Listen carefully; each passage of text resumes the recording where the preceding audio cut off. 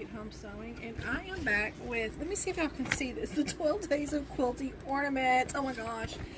I'm trying to do this, I'm trying to figure out these camera angles here, and they're just a little confusing. Okay, so we're going to make the Christmas tree. That's the first one we're going to make. Now, since these are, let me change my angle, I'll be right back. Okay, y'all, I've got to use this angle. I cannot do that other angle. It is just, I can't see what I'm doing. I can't see if I can see y'all. I can't do that. So the first ornament we're going to be making is, where is it at? This little tree right here. This does have some little embroidery. And I'll do all the embroidery at the last. I'm not going to do it right now because I think this one looks like it needs it. This one, little snowman, so there's a few that need it, but I will not do those until the end. I may even do like a little embroidery right here on the window to make it look like a window, but like I said, I'll do that to the end before I start doing all that. So I did use, I put my glue down here because Victoria was in here causing all kinds of chaos. I did use my acorn glue to glue down these pieces. So what we're going to do is we're going to make some mini flying geese. So the first thing I'm going to do is I'm going to sew corner to corner, and like I normally do, I sew almost just like maybe a stitch width off of that midline.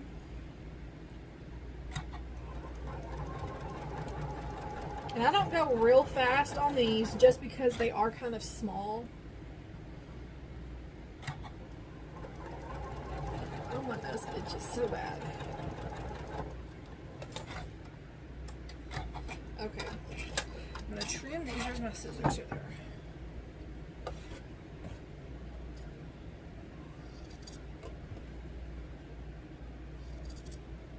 And I think what I'm going to do, since there are 3 of these together to make the tree, I think I'm going to press these open just to kind of, hold on, let me get my little tray here. Hold on.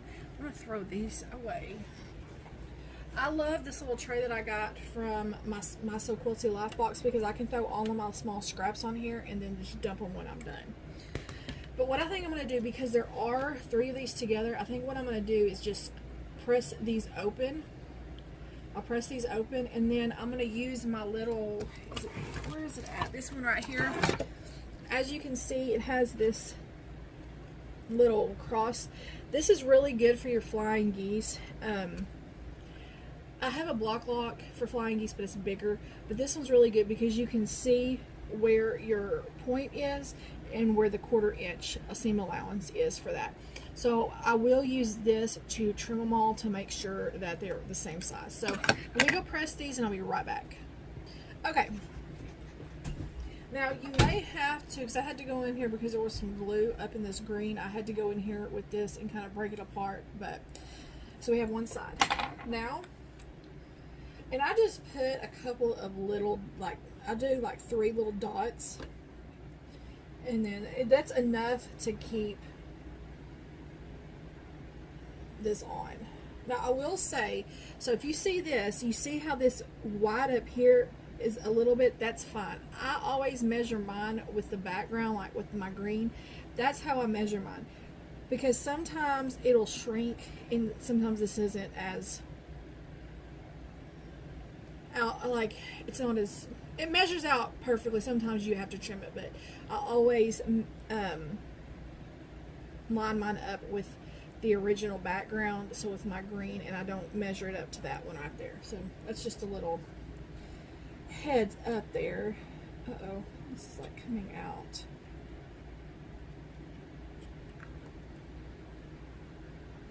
I kept going back and forth. So this is a mixture of, so the background is Once Upon a Christmas. It's the tone on tone. Then my little tree, my green tree part, are the holiday cheer, and then my trunk of my tree is actually the gingerbread kisses because it's the brown, and you'll see that here in a minute. Let me use, I need a leader and ender here. Use this. So it's kind of a mixture of fabric.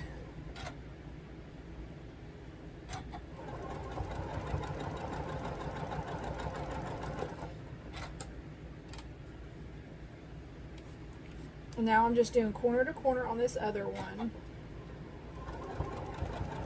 Try to keep my hands out of the way for y'all to see. Or at least try to keep it this way instead of doing it this way, because y'all can't really see.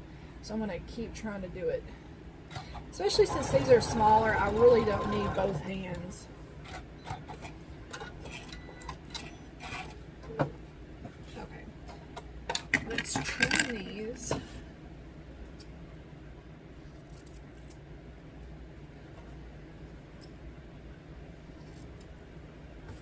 Okay, I'm going to go press these. I'm going to go press these open, and then I'm going to take them over here and see if I need to trim them. And if I need to trim them, I'll let you know. But one of the things I was talking about is there's sometimes some glue, and I'll just run this. Like I know, I see there's some glue right there. So I just kind of make sure that that's open.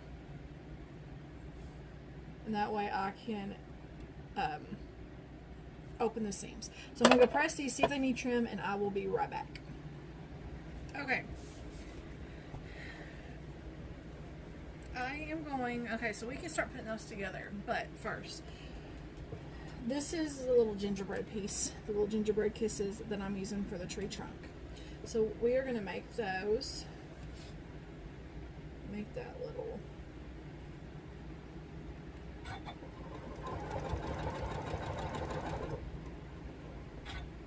and I do go a little bit slower with these smaller pieces, just because they are small.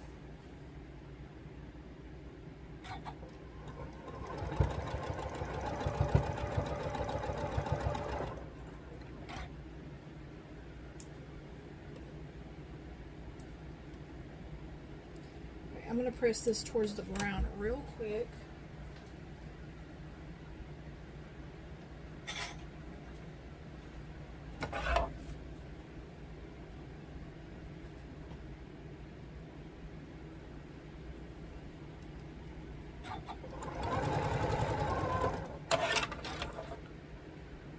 Okay, I'm going to press this up.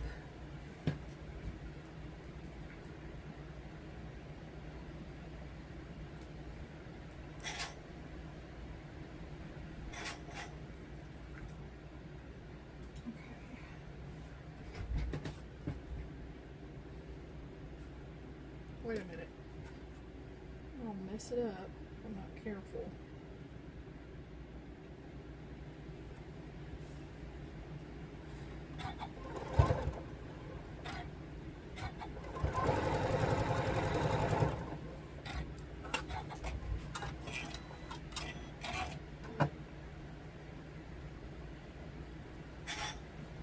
Now sometimes these little pieces, like this one's kind of a little bit crooked, so what I'm going to do is I'm going to actually try to straighten it up just a hair,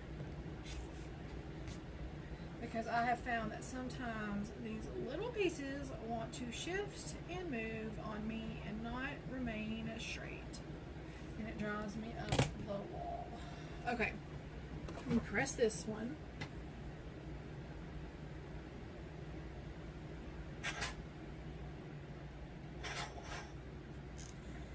Okay, so here are our little tree. Okay, now we're going to put our base. And this is actually a little bit big. I'll just trim it up at the end. I'm not going to worry about it right now. I'll trim it up at the end. We know that they're going to be 2.5 inches. This is going to be 2.5 inches wide. I need to put my top on here. So I'm just going to turn this around and put my top. I was going to use a different background, but I didn't want to take away from the Christmas tree, because I had a couple of more low volumes, but I didn't want to take away from my Christmas tree. So, okay, let me press this and be right back. Okay, guys, y'all, my hair is crazy today. So this is our little tree, and then I will put, it shows to, looks like she put red on there. I'm not sure if I'll do red. I don't know what I'll do yet, but I'll put like a little star right here. But this is my first little quilty ornament, just the block. once I figure out how I'm going to do this, I'll let y'all know. I'm thinking about, I'm